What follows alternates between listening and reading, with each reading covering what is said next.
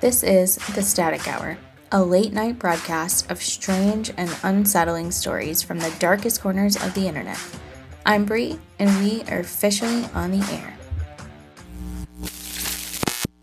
Are you the type of person who trusts your gut?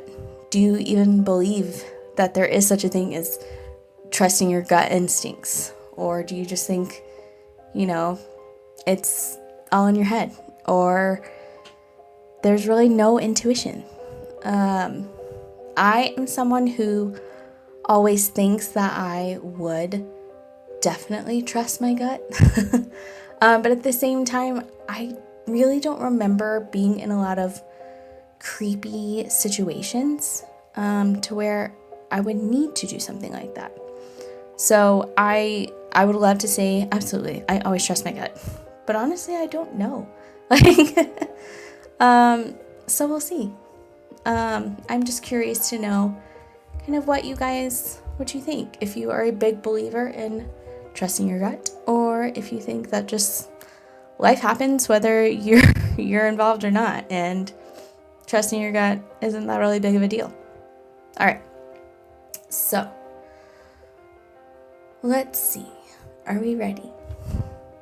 All right. So story number 1. This is from the subreddit Creepy Encounters. It was posted 2 days ago as of, what is today? The 15th of April. So very recent. It's a shorter story, just so you know. We're just kind of easing into things tonight. And the user is Yemma. It's Yemma. And I do keep the links to all my video, or all the posts that I find these videos on. So we will definitely have those available as part of our YouTube descriptions and things like that moving forward. All right, are we ready? I hit a growth spurt when I was 7, and my feet quickly grew to an adult woman's size 7. I thought my women's size feet were super cool. And one day, while my mom was at DSW trying on a pair of shoes, I asked her if I could try on shoes in my size. The aisle with my size was just 2 rows down from my mom's aisle, so I wasn't across the store when this happened. Okay, now, real quick. If you remember DSW stores, I think that they still have them. I haven't been into one in years. But the ones that I always went into, the aisles, you could see over them. They weren't, big, tall aisles where you couldn't see things. So that's kind of what I'm picturing right now is her mom said, yeah, sure, you can go, over there, and she can still kind of see her. That's what I'm just picturing. And I could be totally wrong. And maybe DSWs are different than other DSWs across this country. I don't know. Sorry for the mic. It's very hard to get it to sit in a good spot. So, all right. I tried on a few different styles, then eventually put a red pair of heels on that I could barely walk in. When I sat down to take them off, 2 women in their mid-30s and 40s came up to me and started to compliment my looks. They told me I was a pretty little girl and that I could be a model if I wanted to. Now, I can't remember what they said to me, but before I knew it, I was walking in between them, and they were each holding one of my hands to walk me out of the store. We were almost to the door when across the store, my mother screams, "No!" runs and rips me out from in between the 2 ladies. We never really talked about what happened that day, but I can't imagine what would have happened to me if they got me in their car. And that's the end of our short story. What's wild to me is that this is so common of a thing. A lot of kids won't be as frightened if it's women. That's just kind of natural. And unfortunately, that's not the best thing. I'm a mom, and it's so hard to just try to instill in my kids, you don't have to be rude to people, but grown-ups will never ask you for help. They don't need a kid's help. They can go find another adult. That's a big rule of ours. Don't talk to strangers, that kind of thing. But also teaching them too, like, listen to your gut. And if you feel uncomfortable, it's for a reason. It sounds like the girl in the story did not feel uncomfortable, which I can totally understand. She was 7 years old. I know my daughter is someone who is really kind and helpful to everyone she meets. I hope that I would be able to say this accurately and say that she would never walk off with people, but I really don't know. I know she says that she wouldn't, but you just don't know until you're in the situation. So I'm super glad that this mama bear was able to spot her at the right time and got it all taken care of. I don't love how she says that they never talked about it after that.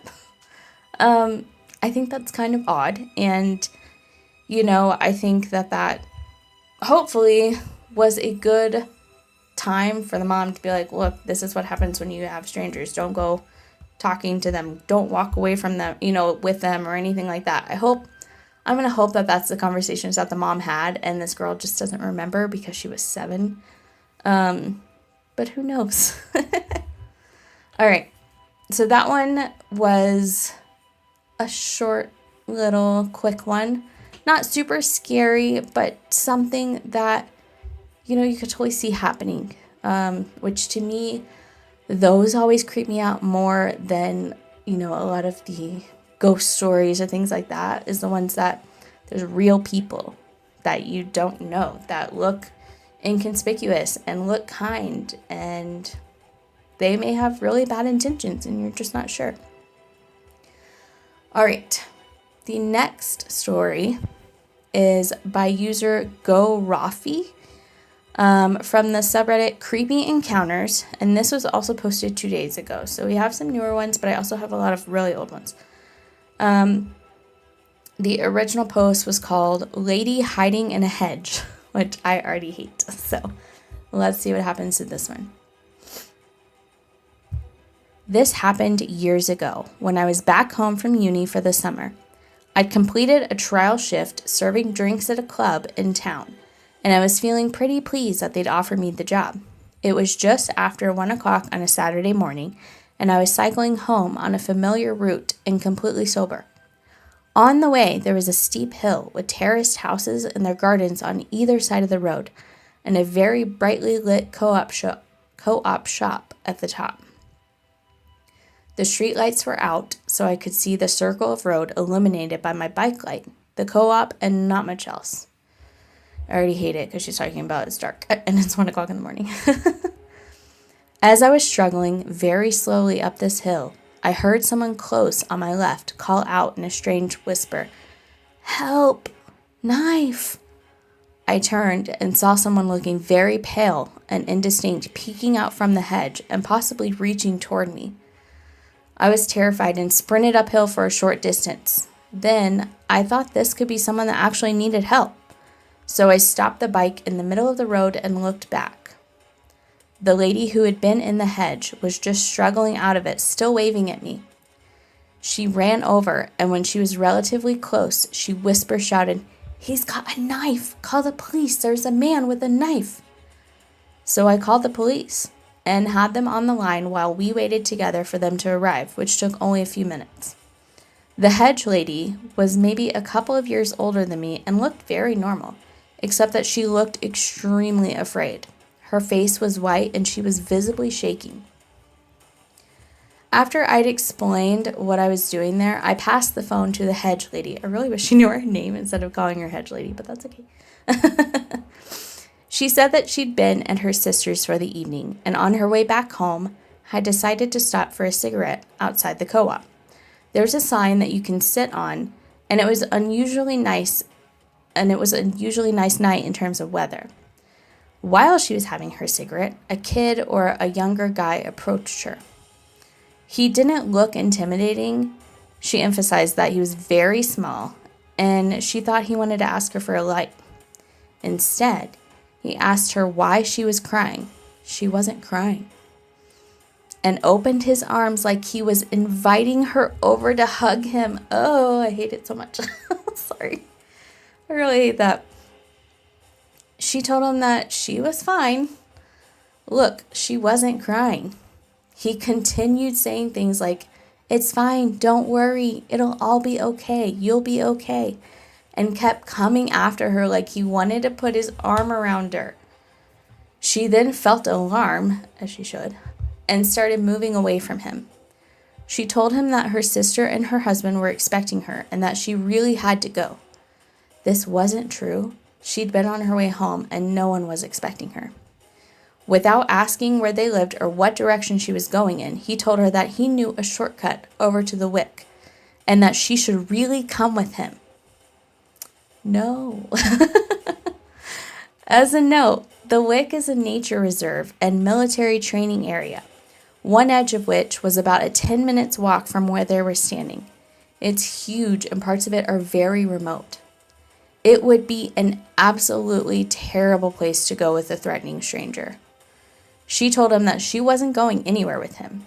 He then said, "I've got a knife. You should really come with me." Oof. At this point, she screamed, threw her bag at him, and ran away down the hill. After running for a bit, she knocked on someone's door and the next few doors, but they didn't answer, not even to talk through the window, while they called the police. She was worried that he'd follow her and find her, so she ran a bit further and hid in the hedge. She wasn't sure how long she'd been hiding in the hedge for. Okay, now I'm going to pause this real quick. That is so terrifying as someone who is being chased to try and run up to get people's attention and no one is answering their door. But I would also be absolutely terrified if someone came banging on my door at 1 a.m. and was yelling about someone who is chasing them. So I can't blame the homeowners, but I do wish, someone could have at least called the police. If not to say, yeah, there was some crazy lady knocking on everyone's doors or something, Just look out, okay? All right, back to the story. The police were fairly efficient and polite, but seemed a bit nonplussed. All the time we'd been waiting for the police to arrive, the hedge lady had been holding it together extremely well. As soon as the police arrived, she started crying uncontrollably, and I think they found her difficult to follow when she repeated what she described on the phone. The officer who seemed to be in charge complained loudly about neighbors listening in but never bothering to call the police, and the upstairs window of the closest home immediately slammed shut, which caused a little bit of laughter. So they were the cop was like, "I literally see you guys hiding in your house and you couldn't even call the cops." I love the cop for pointing that out to them, because you should just call. Who cares? If it's no big deal, that's fine, but let the cops decide that it's no big deal. I hadn't actually seen anything and couldn't add much except that I believed her. When the police were finished with both of us, I called my poor old dad for help, and he drove me back home with my bike in the car and slightly across the back seats. Oh, in the car boot and slightly across the back seats. I probably should have left it locked to something, but I felt irrationally, extremely concerned for its safety. I left my number with the police, but they never called for any follow-up. I think it's worth noting that almost a year later, a teenager who lived near where we had this encounter was arrested for 2 separate, very violent knife murders, while attempting a third. Both murders happened just prior to this encounter, but weren't in the news. I first found out about them much later when my bike was stolen from outside the club I worked and I had to get a taxi home. She was right about being concerned about a bike, you guys. It eventually got stolen. The taxi driver told me about what happened in some detail, but at the time I thought she was just messing with me to drive up business. Okay, so this lady was definitely being chased, probably by the guy, because she said he was a young, skinny little kid. So it sounds like this teenager was definitely the one who was chasing her. And if he already killed 2 people, who's to say that he wouldn't have killed her next? So thankful that he did not find her. And that's just, it's crazy. That's also why I don't like going outside at night. I feel like sometimes we have those close calls and we don't realize like that we were almost in danger, or something like that. Like, it just always freaks me out to think about, so I try not to think about it. But yeah, it is, though, like I said, those are the stories that just like keep me up at night, because they're all things that like, yes, this happened to someone else, but it could totally happen to you, I don't know. My husband would be like, you worry too much. But I think that I worry just enough to make sure that I stay safe. All right, moving on to story number 3. This is by user Gabagool245. The subreddit is True Scary Stories, and this one was posted 2 years ago. So we're getting a little bit further away here. The post is called Camping Incident Last Year. So the story takes place 3 years ago now. All right. So me and my best friend try to go camping once a year. We have been doing this since we were 13 years old. Never really been truly scared or had anything weird happen until last year in the Blue Ridge Mountains. We showed up during peak season the first night and the space was very limited. We were losing light, so we set up camp on a spot on the side of a mountain that was an absolute wind tunnel. Morning came, so we went into town, drank beers, and messed around until late afternoon. By the time we got back up to the mountains to switch out our camping spot, we were losing light again, but managed to find a more remote spot. Okay, this is me talking. More remote sounds terrible. I'm not a camper, but I would just think that getting further away from people is probably not the best idea. But again, I'm not a camper. All right, back to the story. We get set up with our tents, get the fire going, and start drinking again. Time goes by and it's probably 1 a.m. when we see a flashlight aimed at us, and then it starts walking our way. We don't really think much of it and assume it's likely a park ranger coming to fuss at us about something, because who else walks up on you in a remote part of the mountains at 1 a.m.? I don't know about you, but ever since I started camping, I think it's supposed to be I learned, but they said I leaned. It's kind of an unspoken rule that you don't walk up on someone camping that late at night unless it's an emergency. Anyway, the person gets close enough and we realize it's just some guy, probably early 50s, in a shirt and basketball shorts, and his girl, 40s, who is avoiding eye contact with us. The man immediately forces a conversation about nothing, doesn't acknowledge the time or his girl. His eyes were darting all over the place while we were talking to him about dumb stuff like what model or style of lantern we had and how cool it was. He's saying weird stuff like how he used to be former law enforcement, completely out of context of the random conversation he engaged us in, while all of a sudden he pretends to land his flashlight on our tents and say, "Oh, that's why you guys are sleeping, huh? Cool setup." The way his eyes and flashlight are moving gives us both the feeling that he's trying to see how many of us there were and what we had on us or near us, because his eyes and flashlight kept scanning the ground around us. We were getting sized up. For what? I don't know. Once this guy sees everything around us, he kind of pauses for a minute, ends the conversation, and walks off into the woods. Once his flashlight disappears, me and my friend look at each other, and without me saying anything, he looks at me and says, "We're packing our shit and getting out of here." So we did. This was the most unsettling thing I have ever had happen while camping. I think this guy was going to wait until we were asleep and come back. I just don't know for what. But I do know we were 100% getting sized up that night. It might not seem like much, but if you have ever had a moment with another human being who is sizing you up, you'll know what I'm talking about. That's the end of that story. And that is one of the reasons why I don't go camping. There are seriously so many camping stories. Just like hiking stories or anything. Really like stories in the woods or in the desert. I don't know, just outdoor places. That you hear just all kinds of crazy things happening. And I don't love nature that much to go and risk my life to see it. I don't mind like going on a walk in the daytime with at least one or two other people and possibly my cute little pit bull mix, just to be safe. But just two of us camping in a very remote spot, I do not love that. I have to say, I don't love it at all. But that's just me. And I know people camp every single day and they're totally fine. And that's great. And I love that for you. And I hope that you continue to have good, not scary times. Next story. This is user Salty Siren XO. And the sub was True Scary Stories. This one was posted 7 years ago. The name of this post is The First and Only Hitchhiker I Will Ever Pick Up. I feel like, yes, this was a long time. Okay, this was 7 years ago.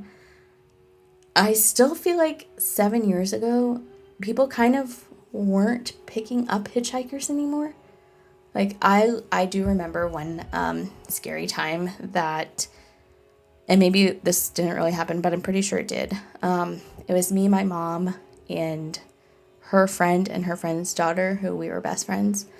And I don't know where we were, but something happened and we had to get picked up by someone on the side of the road, and none of us knew this person, and I can't remember where they took. I guess they took us back home because our car wasn't working or something.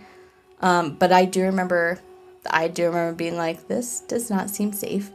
And my mom was just like squeezing my arm the entire time, because I think she also was very unsure of that moment. But that was in the 90s, and I feel like once we got out of the 90s, I don't think anyone was really hitchhiking anymore. Maybe they do, I don't know.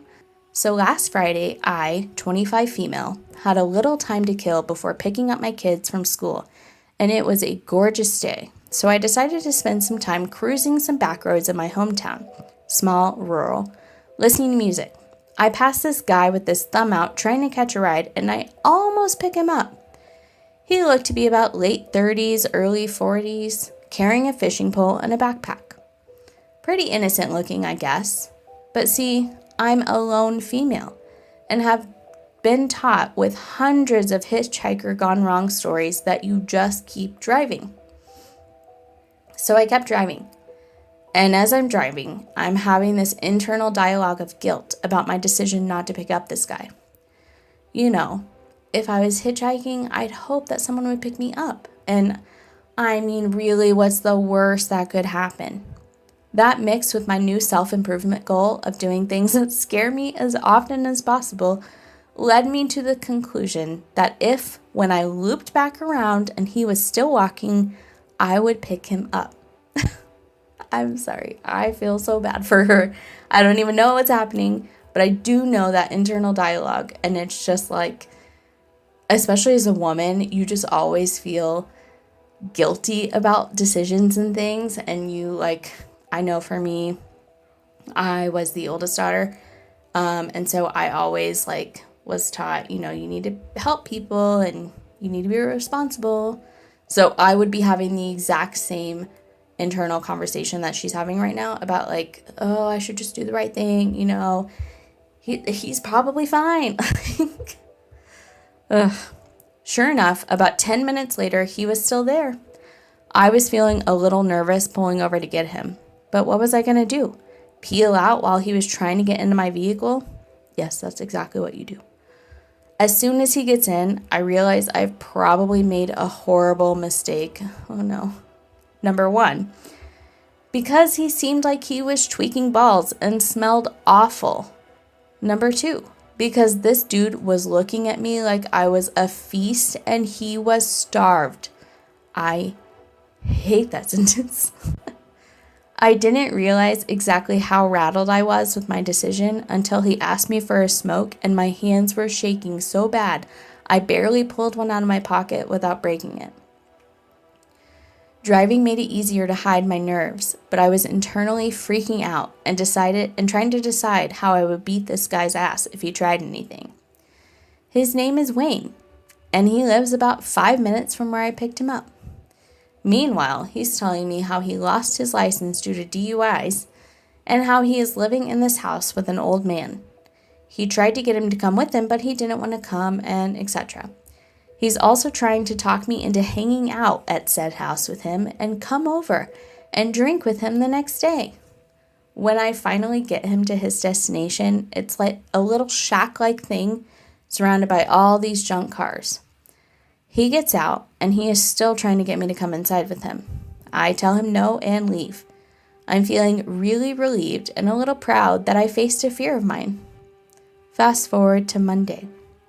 My instructor says, "Holy shit. Apparently, someone got murdered down the so-and-such road. Do you know anyone down that way?" I say, "Wow, that's really ironic. I took a hitchhiker down that road Friday. His name was Wayne, I think." Probably wasn't 15 minutes later when I see old Wayne's picture on Facebook saying the TBI had picked him up for stabbing someone to death at the very house I dropped him off at Friday. Graphic information of how he stabbed him in the lungs and the victim bled out in that little shack. And the old man he was quote-unquote living with doesn't even exist. I swear I will never pick up another hitchhiker in my life. Ah. That one is terrifying. Terrifying. She didn't post an update, but she did post in the comments. She posted the link to the news article. It says, this is in Tennessee. Wayne Cascow is his name, Casso. I got the details of the incident from an unnamed source for obvious HIPAA reasons in the healthcare field. And I'm not sure he has a Facebook himself. I just saw his mugshot on my own timeline shortly after my instructor mentioned it, and I remembered his face. When I saw him, he'd been fishing at a pond nearby where I picked him up from. And I'm sorry that things like this do make it hard for genuinely good people. Truthfully, I really tried my best to be unbiased on this guy and be trusting he was a decent fellow, or what I would have never stopped for him in the first place. See, he could have walked home. He was literally 5 minutes away from his house. I don't know why he couldn't have walked home. And oh man, so that one gave me chills because it was literally just, what did she say? 2 days later? Yeah, she picked him up on Friday, and Monday, the person was telling her that he killed someone. That's terrifying. And another situation of you literally don't know what, how close you were to something terrible happening. The hitchhiker story, really, that one got me. The next story, this one is posted, it was just posted 2 days ago. So back to another new one. The user is Clerk Chaos 1, and the sub is True Scary Stories.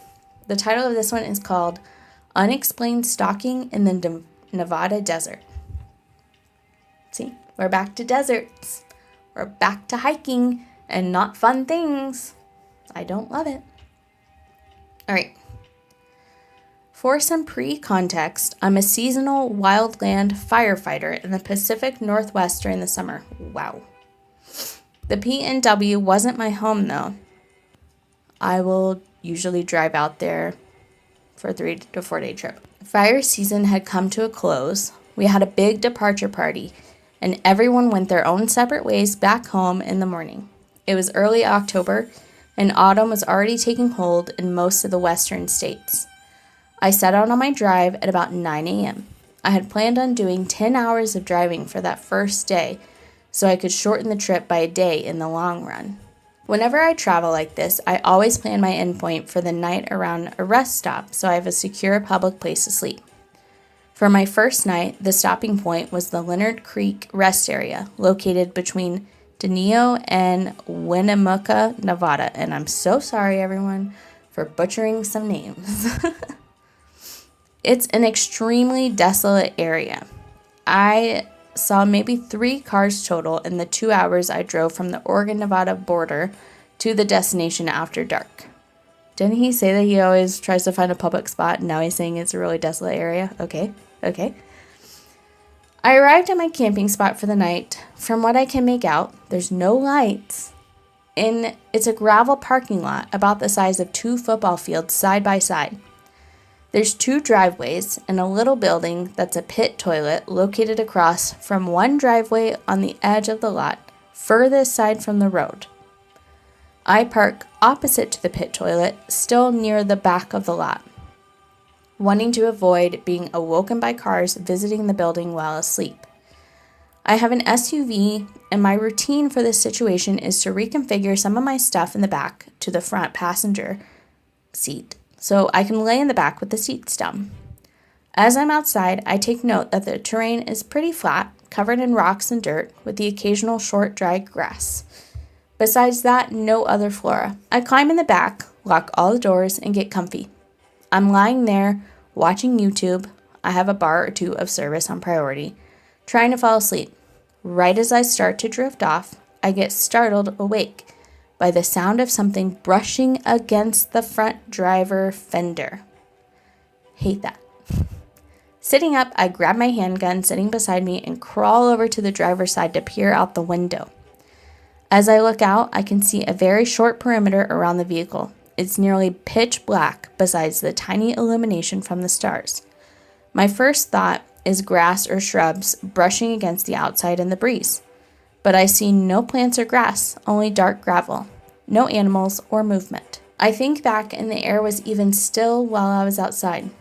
The thought briefly crosses my mind to go outside and check it out to set my mind at ease. I was just out there after all. No, please don't. That's me talking. Please don't do that. Immediately, I pushed that idea away. Good job. Realizing that's typically the first kill in horror movies. So, I lie back down, settling the weapon aside, and resuming from where I left off. Again, I hear the sound, this time right next to me at the back of the vehicle. So I grab for my weapon again, and I lay there frozen, listening. Every few minutes, the sound occurs again in a different location from the last, as if something is circling me. I'm so stressed. I sit up, phone in one hand, gun in the other, looking out of the windows from as many sides as I can see, while also texting a friend of mine about what's going on and my location in case something happens. The sound continues for about an hour, and I finally fall asleep without realizing. Oh my word. Sorry, that's a long time to just be sitting there while something is circling your car. I would have left. Like, I'm not tired now anyway. Just drive somewhere else. Oof, that's terrifying. My exhaustion from the long drive and hangover from the night before catch up to me. I'm awakened by my vehicle rocking back and forth violently. I'm sorry, I need a moment. That just gave me like a visceral reaction. I look out to see small, multicolored strobing lights and a craft touching down 100 feet next to my car. I realize it's a helicopter. As the rotors spool down, about a dozen police cruisers' lights off drive past the helicopter and make a turn going away from the parking lot. The direction on the map is west. What? Where did they come from? Roughly 4 to 6 cruisers pull alongside the helicopter, one at a time, talk to a man attaching what looks like rappelling gear, and leave out the opposite driveway they entered from the same direction as the others. Okay, let's pause for a second because this is wild. Number 1, what? Okay, so he's in his car, and all of a sudden a helicopter, like a police helicopter, shoots down, and all these cop cars are immediately pulling up, which I'm assuming that they are searching for someone, which happens in my city quite often. But it's just wild. Like, it's so wild. Okay. I stay up observing for as long as I can handle, take a photo of the helicopter, knowing I won't believe it in the morning, and fall asleep at an unknown interval. When I wake in the morning, it's as if nothing happened the night before. Why would they not talk to him? Like, I'm sorry, if there's a car in this parking lot that you were all, charging into or charging out of, wouldn't you think that maybe we should go talk to this person? Maybe they saw who we were looking for. I don't know. I'm not a cop. Sorry. All right, back to the story. I begin going over theories for the second part of the night with the information I have. My first one is a medical evac. No ambulance was ever on scene and the heli wasn't kept hot. The engine was shut off immediately upon landing. Maybe a drug raid? It's a flat, empty desert as far as I can see. I take a look at the satellite view of the map. No houses or buildings in that area. Nighttime training exercises almost 2 hours from the nearest town. I'm stumped, so I go search for evidence of animals in the vicinity. Tracks, feces, hair, bedding spots. Nothing, like it was all a fever dream. But I had photos of the helicopter and the text I sent my friend out of fear. To this day, I'm still not fully sure what happened out in the desert that night, or if the events were even related. I've told this story to people close to me over the last couple of years, and someone finally convinced me to post it to Reddit to hear the takes from others online. That one is so weird to me. Like, I just don't understand. I don't know. I also don't understand why he named it, what did he name it? Unexplained stalking in the Nevada desert. They weren't stalking you. Someone commented and said, often a medevac helicopter using nearest open land for a pickup when you see that stuff at night in my experience. And OP said, I spent some time working with helicopters and typically you'd have an ambulance at the staging area for that scenario. Plus, in that event, you need to use it if they typically prefer to keep fuel hot and rotors turning. Yeah, like the fact that there were 4 to 6 police make me think that this was not an ambulance thing. It's more as like a we're trying to get someone thing. So I'm not really sure. Someone said post the helicopter pic. He did not. Someone said maybe it was a tumbleweed brushing against the car as far as like the car stuff. But number one, they were literally going around the car. And number two, they were shaking the car. So I don't know. I just want to see if he posted any updates. And he did not, because this was only 2 days ago. So, I don't know. If I were him, I would totally be, like, trying to do a little research and seeing if I could find any stories or anything. Like, just keep checking. I don't know. Or also, like, go onto Facebook, which I know is old school. But, like, there's always the, like, towns have, like, a crime, group page or whatever. I would be digging into this because it's so weird. Like, it's just weird. Anyway, so that one wasn't, scary to him. Nothing happened to him, but it was just a very unusual, unexplained event. And he was like, it didn't even feel real the next morning. All right, moving on to our next story. This one is by user Toddly Max, and the subreddit is True Scary Stories. And this one was posted 7 years ago. So this is one of the, more popular ones that has been out forever. So this one also was called More Weird Stuff from Rural Mississippi. A couple of you guys liked my other post, so I'd really like to continue them if that's okay with the community. I just want to say firstly that a couple of these experiences can be a little far-fetched and may even seem like they came straight from a stupid creepypasta, which if you don't know, pause, this is Brie. Creepypasta is like where people can go online and write urban legends or their own creepy stories, and no one ever really knows like where they end up coming from and stuff. If you're familiar with Slender Man, that legend was originally a creepypasta, and over the years it just grew and grew and grew, and no one really knows like why it got so big. Now there's a video game, now there's movies, there's true crime things related to it, but it all started with a creepypasta. So that's what that is for anyone who does not know. So he said some of these sound like creepypasta stories, but they're not. He's claiming that they're all real. I just want to be clear that I absolutely do not care about karma or becoming popular in any way. I honestly just like being able to share some of this stuff and getting feedback from other like-minded, curious people. All right, so here's the story. So, as I've said before, I spent a lot of my childhood in the woodland forest, both behind and to the left of my grandparents' house. I wouldn't always go into them alone. In fact, more often than not, I had my younger cousin, we'll call him Ben, with me on my misadventures. One in particular really stands out to me. So, Ben and I would most of the time just wander around the first mile of the forest, look for ponds, animal bones, weird fungi, normal young boy stuff. Well, one year in school, I got a backpack with a little built-in compass on the top. It only really worked, though, if you set it flat on the ground. But hey, it was still a working compass, and that meant we could go even further into the woods without fear of getting lost.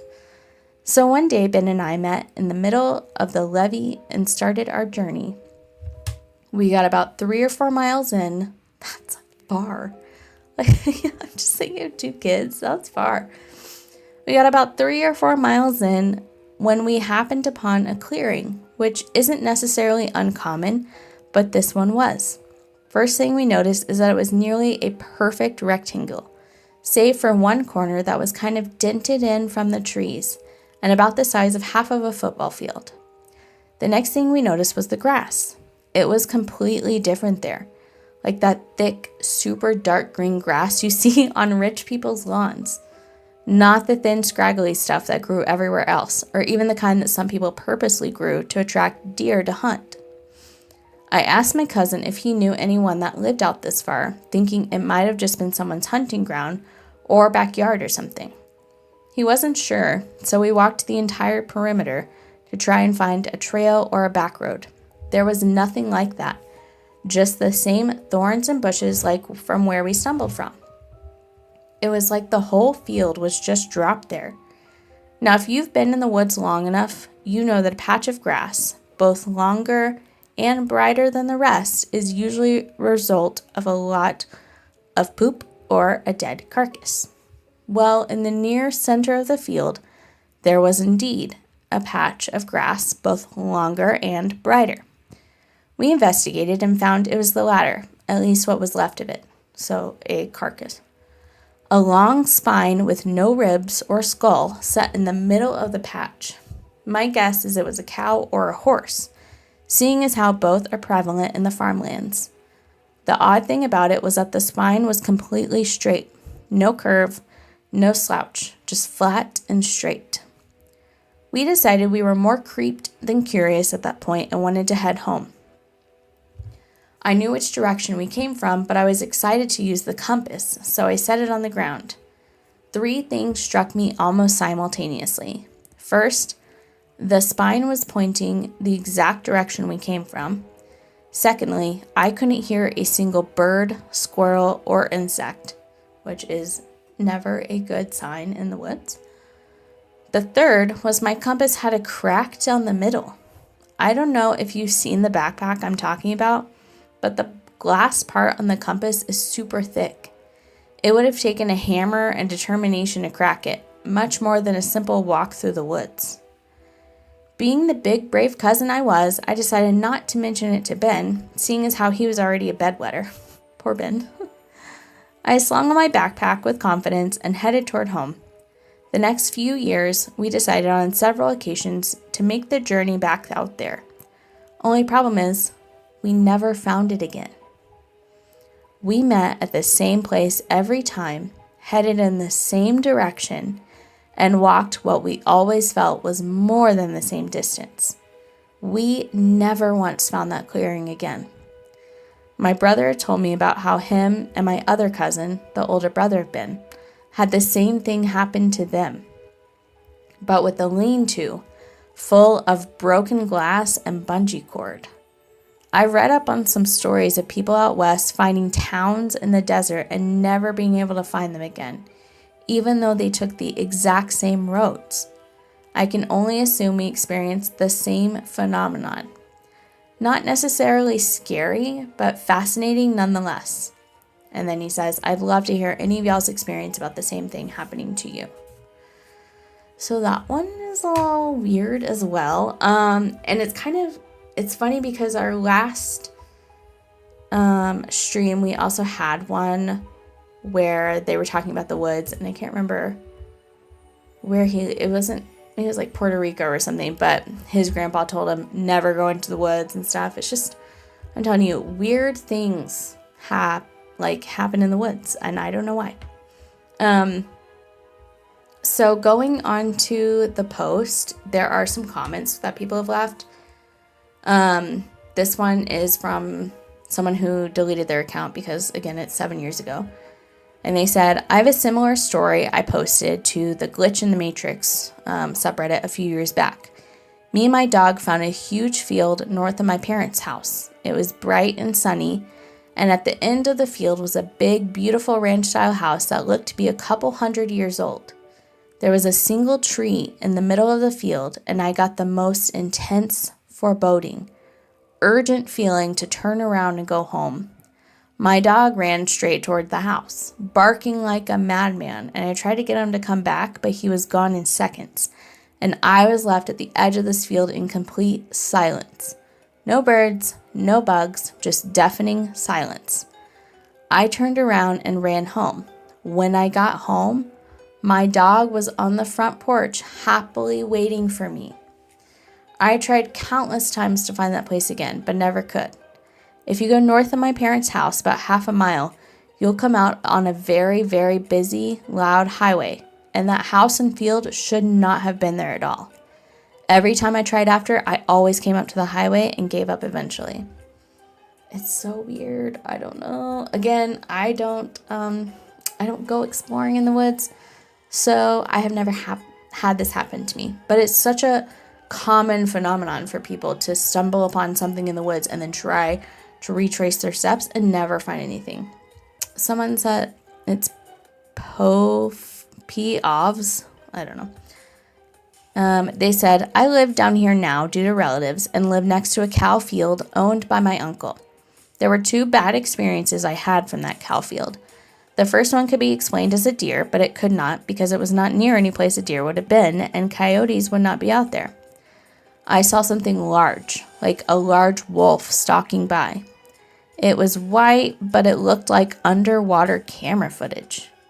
I went back inside and just went to bed. The second time was much simpler. I went out to check my chickens and felt like some presence was in that field watching me. I felt the direction too. I could even visualize it. A whitish figure was watching me. Once again, I ran inside and just went to sleep. It always makes me laugh how people are like, this super terrifying thing happened to me and I just went to bed. Like, I can hear a sound in my house knowing fully well that like it's nothing, and I'll stay up for 2 hours. Like, the fact that these people like see crazy things and they're like, well, I guess I should go to bed. I don't know. It just blows my mind. Soho Zozo. This person says, wow, me and my best friend lived the same kind of experience and still talk about it sometimes. They said, we grew up near a vast wood and we were playing every day in it. We really knew the woods, having to go through it many times. One day we found a small cabin like the size of a fishing cabin. So we're pretty intrigued by it since there wasn't even a place like that known to us. And then it says, after a while we head back home. The next day we talked about it and decided to go back to the cabin and never found it. Yeah, it's wild. There's so many. So I am curious to know if anyone's actually, if anyone I know personally has had that happen. I'm trying to think. Every time that I've gone into the woods, it's been like on my great-grandparents' land. And I was always with like quite a few people. So we've never I can't think of any time I ever found anything or stumbled upon anything weird. I do remember one time as a kid, and my dad does not remember it at all, but we were walking around in the woods, just walking, hanging out, and we come across like a little stump, and there's just like 3 little army men just lined up on the stump, and it was literally just in the middle of the woods. Like, there was no kids lived there or anything. It was my great-grandparents' house. So I don't know if it was like I don't know. Like, I would say it was like my dad and his cousins, because they used to all play in the woods, but like they were new army men. So it was just really odd. But that's the only time I have ever had any kind of odd experience like that. I have one more story tonight, and it's a very long one, but it's a good one. This one is in a subreddit called Campfire Stories. So it's kind of iffy on if it is true or not, but this one was one that was like, it was just a good one, like, that got a lot of comments and things. So I wanted to include it just as a little bonus before we get off tonight. Let's get into our last story. Like I said, probably fake, but who cares? It's a fun and creepy story. All right, this user is called Carrot Caker. Okay. The subreddit is Scary Campfire Stories, and it was posted a year ago. The title is, If You Think You Saw Something, No You Didn't. That's the first rule they teach you in these woods, especially as a forest ranger. It's not some quirky saying, it's the rule. You learn fast that the things you think you see are better left buried deep in the back of your mind. Because when you start asking questions about those things, when you start telling people about them, bad things happen. Real bad. I've been a ranger for almost 5 years now, and I'd like to say that I have a handle on things. The forest is peaceful, a place to lose yourself, to think. Sure, there's the occasional weird noise in the distance, the rustling of leaves in the dead of night when there's no wind, or movement out of the corner of your eye, but that's just nature, right? Well, 2 weeks into my job, I found out firsthand why we have that rule. I was doing my regular rounds, checking the perimeter, making sure the tail markers were still intact, or the trail markers, and that the cabins were locked up tight. The usual stuff. There's a trail about 5 miles into the woods that people like to hike. A perfect place for a little solitude and quite picturesque. It's calm out there. Quiet. You don't expect anything to happen in a place like that. But that day, something felt off. The trees felt taller. The air felt heavier. It was late afternoon, and while the sun should have been setting soon, it felt like it was setting faster than usual. I shook it off and focused on the job. As I was picking up an empty bag of chips from the trail, the wind picked up, making the trees sway and creak. But then something caught my eye. Just off the path, I saw movement, a figure. It wasn't a person, but it also didn't look like any animal I've ever seen. A silhouette shifting behind the trees, far enough that I couldn't make out details, but close enough that I knew it was there. My heart skipped a beat, but I forced myself to think it was just some lost hiker, maybe an animal moving in the underbrush. I called out, but the forest swallowed my voice, the wind carrying it away. I stepped off the path and approached the area where I thought I'd seen it, but when I reached the spot, there was nothing. Just woods, silent and empty. I searched for a few seconds, but found no footprints, no sign of anyone or anything being there just a few moments ago. I started walking back toward the trail, and then I heard it. Footsteps behind me, light, as if someone was just following just a few paces behind. My pulse quickened.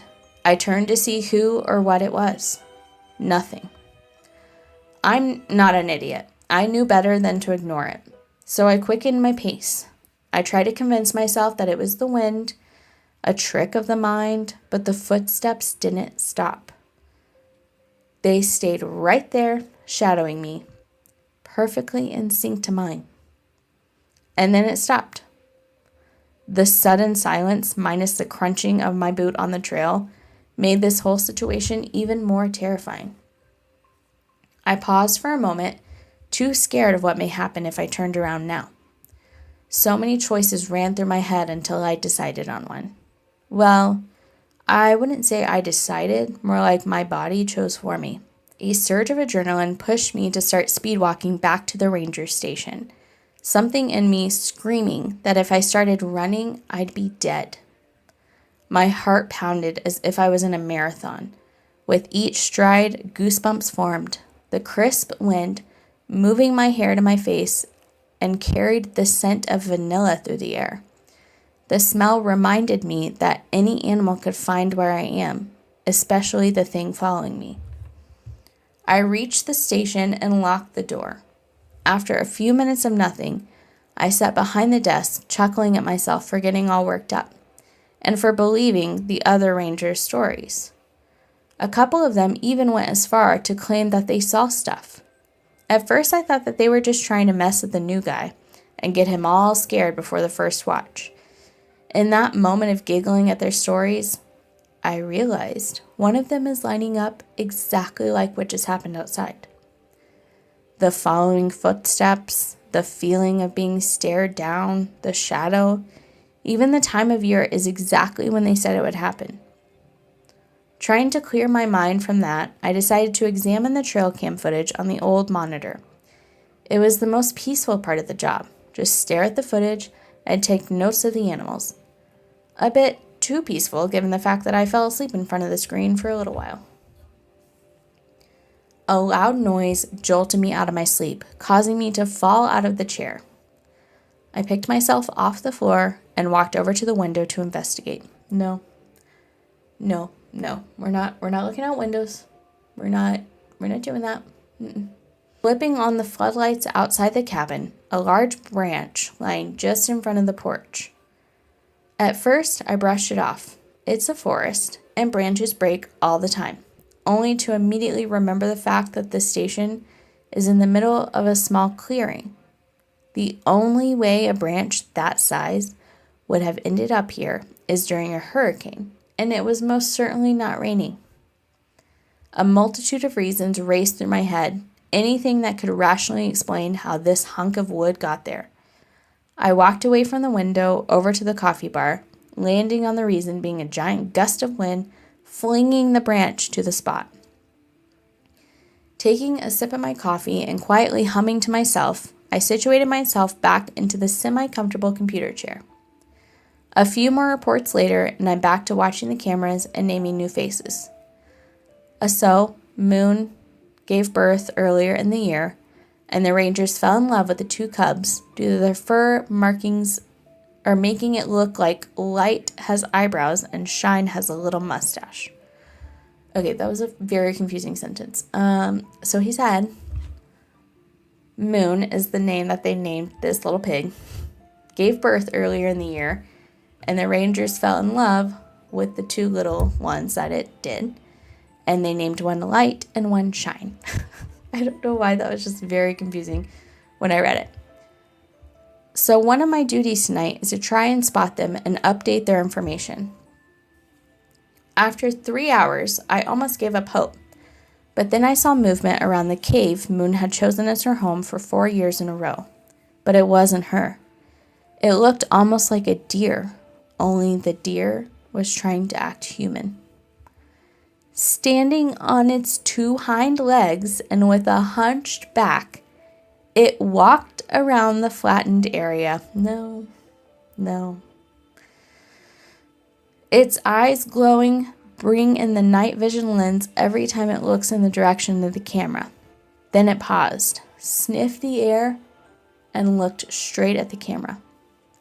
I jumped back, shocked at the accurate eye contact made through the screen. I readjusted my chair and continued to watch whatever the thing was, writing down every detail I could get while it was still visible. The creature started walking toward the tree that the camera was perched on, its steps slow and deliberate. Once it reached the trunk, the thing raised its front hooves to the bark and started shoving. Each push caused the tree, and therefore the camera, to shake immensely. No, don't love it. I stood up and pushed the chair back, the fear truly settling in. Quickly grabbing the walkie on my belt, I called into the closest station near me. Surely someone else is seeing this. The only problem was, all the channels I tried were off, or at least that's what I assumed. At the time, it didn't make sense. When the 5th station was also static, I gave up that plan. I would be I would be losing my mind if something creepy is happening to me when I'm all alone in the secluded little ranger station and 5 channels are static. That is literally out of a horror movie. I don't love it. All right. I looked back at the screen and see the creature shoving had only gotten more aggressive. By the looks of it, the poplar was rocking back and forth at this point. Then just in the distance, the loud sounds of groaning, cracking, and popping cut through the air. Moments later, a loud crash followed, and that camera was no longer in signal. With no other plan in mind, I scribbled the events unfolding into the notebook. Semi-worried no one would believe me. Semi-worried this will be the pages that the police would find for evidence. The chaos didn't stop there. Not even 10 minutes later, another trail cam, the one filming the trail I checked earlier, showed movement. This activity was different though. The dark shape moving quickly, too quickly, back and forth in front of the camera, as if it was playing with it. I continued my notes until I glanced up and saw it staring right at me again. I just don't like it. Its face closer than before.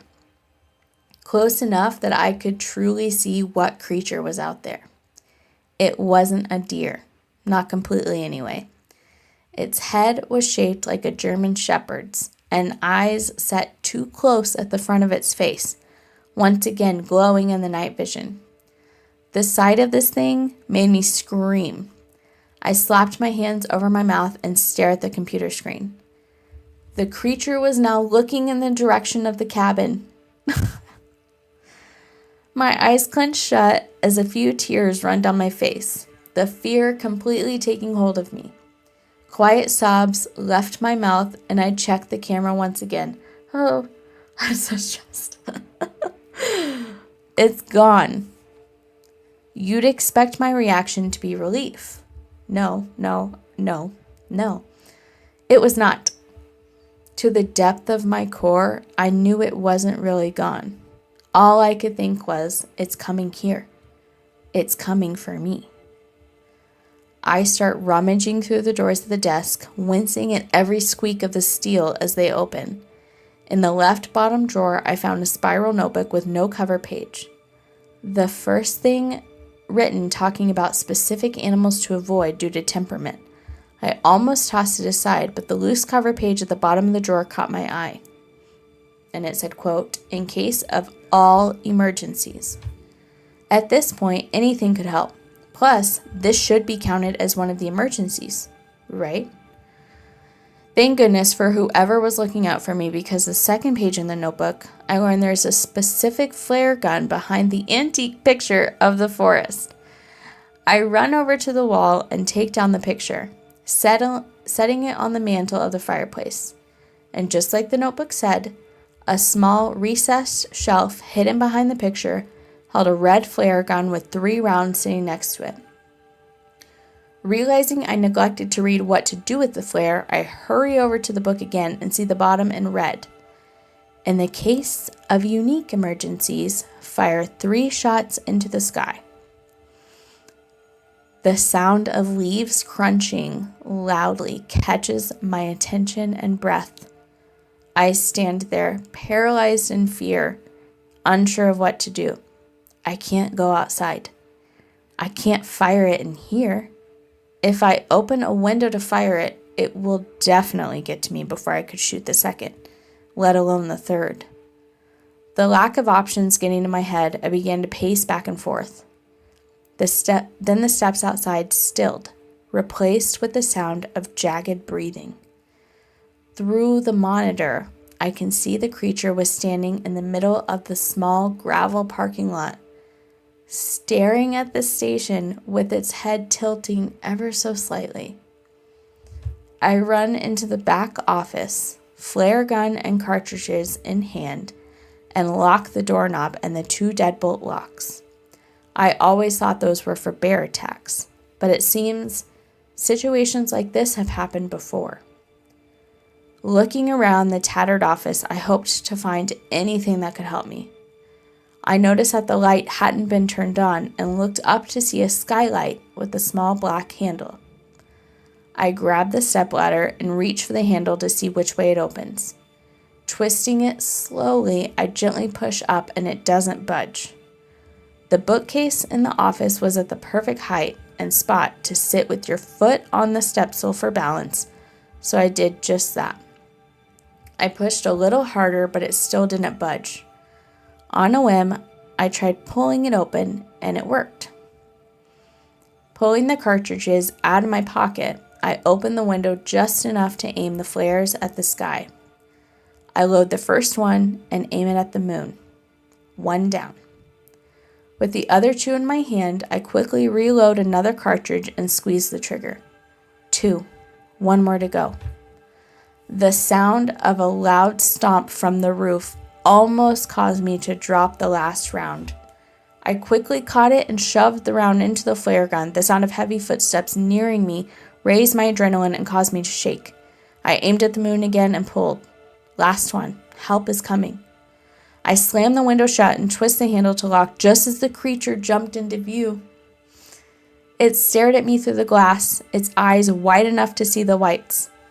The thing opened its mouth into what I can only assume was a smile, revealing unnaturally sharp teeth. It opened its mouth and let out a scream I would describe as a shrieking whistle.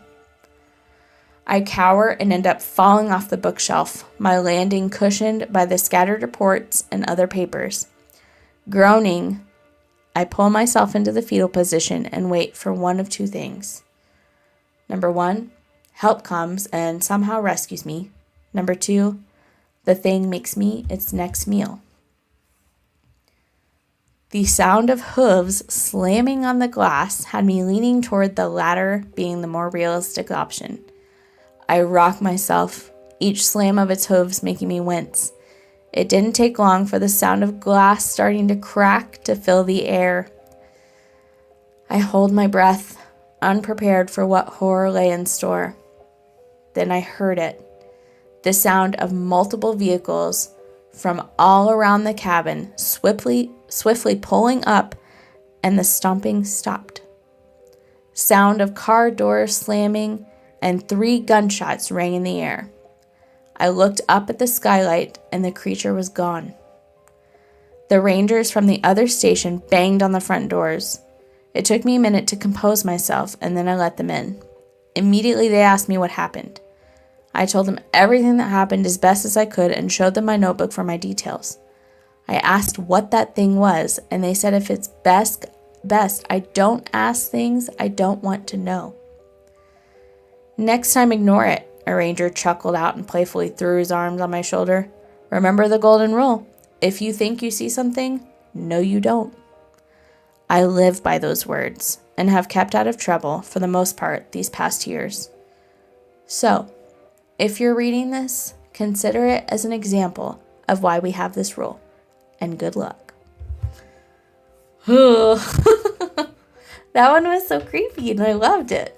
You assume that it's probably not real, But at the same time, like, who knows? And it's spooky either way. Like, either one, it's a crazy spooky story and I never want to go out in those woods. Or two, it's a really well-written story that, like, will keep me up. And one that will stick with me for a while. So either way, it is a great, great story. The next episode, the theme is going to be more of, like, stories of people at home. So we'll see what happens with those. I think it's going to be a mix of paranormal and, scary people. So the best kind of mix. I'm Brie, and you have been listening to The Static Hour. So we are going off the air. Good night. And just like that, we're going off the air. If you want to catch the next broadcast, make sure you're following and subscribed. There's always more waiting to come through. I'm Brie, and I'll see you next time on The Static Hour. Good night.